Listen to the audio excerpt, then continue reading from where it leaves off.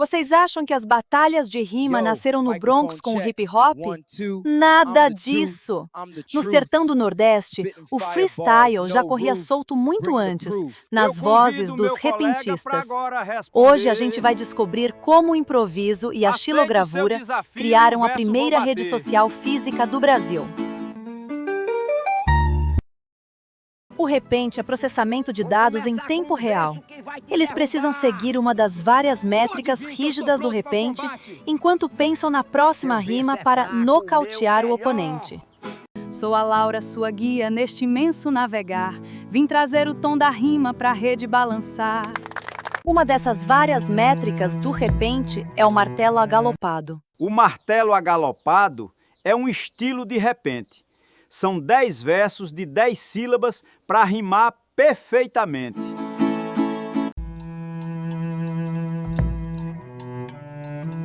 A música Canção Agalopada do Zé Ramalho utiliza exatamente as regras clássicas dessa modalidade do repente nordestino.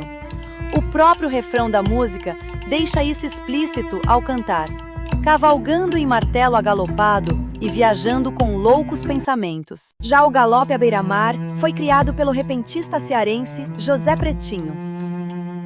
O galope à beira-mar é um estilo de repente. Ele tem 10 versos e termina elogiando as ondas do mar, cantando o galope à beira do mar. Conta a tradição que, após perder um duelo em martelo agalopado, ele se retirou para a praia e, inspirado pelo barulho das ondas, imaginou um novo ritmo que simulasse um galope mais longo. Eu criei o galope à beira-mar. A música Beira-Mar, de Zé Ramalho, se inspira e utiliza diretamente a estrutura do galope à beira-mar. Na canção, o próprio Zé Ramalho cita o formato ao cantar. Cantar um galope fechando a ferida que só cicatriza na beira do mar. E quando essa poesia ia para o papel, ela virava o cordel. Por que esse nome? Porque os livretos ficavam pendurados em cordas, ou cordéis, nas feiras. O cordel era o telejornal, o Instagram e o gibi da época. Tinha de tudo: notícias de crimes, fofocas de vilarejo, milagres e até ficção científica.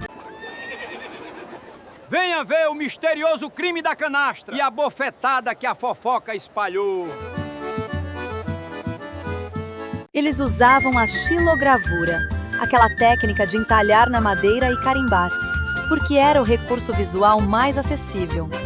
É a estética lo-fi original, o design minimalista antes de ser moda. O cordel era o feed do sertão, que trazia a notícia rimada, de boi-bumbá e de chuva esperada. Tudo em chilo e em estrofe gravada. Em uma época em que o rádio e os jornais impressos não chegavam ao interior do Nordeste, o folheto de cordel era o jornal do povo. Atualizações eram em tempo real. Ocorria uma enchente, o nascimento de um bezerro com 2 cabeças, o ataque do bando de Lampião ou a morte de Getúlio Vargas. Os cordelistas escreviam os versos rapidamente e os vendiam nas feiras. Como grande parte da população era analfabeta, uma pessoa que sabia ler comprava o folheto e o recitava em voz alta para a comunidade reunida. Isso gerava o debate e o compartilhamento da informação em grupo, como em uma rede social de hoje. No sertão de Pernambuco, um valente apareceu, desafiando o destino que a sorte lhe concedeu. E a história continua. Nas feiras e praças, o público sugeria os temas para os repentistas, os motes. Os poetas improvisavam na hora as rimas.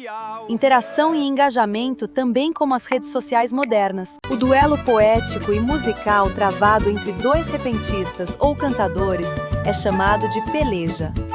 Na literatura de cordel, a peleja é o registro escrito em folhetos que pode ser a transcrição de cantorias históricas ou a criação de duelos ficcionais memoráveis, como a célebre Peleja de Cego Aderaldo com Zé Pretinho do Piauí. A peleja de Laura contra a barata.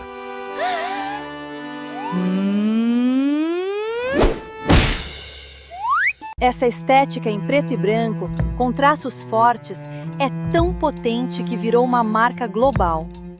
Artistas como J. Borges levaram o sertão para o Louvre. e ainda influenciou capas de álbuns, pôsteres de filmes e até aberturas de novelas. É o exemplo perfeito de como algo extremamente regional se torna universal quando tem identidade. O cordel é o nosso punk rock. Faça você mesmo com o que tiver à mão e grite sua verdade para o mundo. O cordel e o repente provam que o brasileiro sempre foi mestre em contar histórias, não importa a tecnologia. E você? Se você tivesse que escrever um cordel sobre a sua vida hoje, qual seria o título?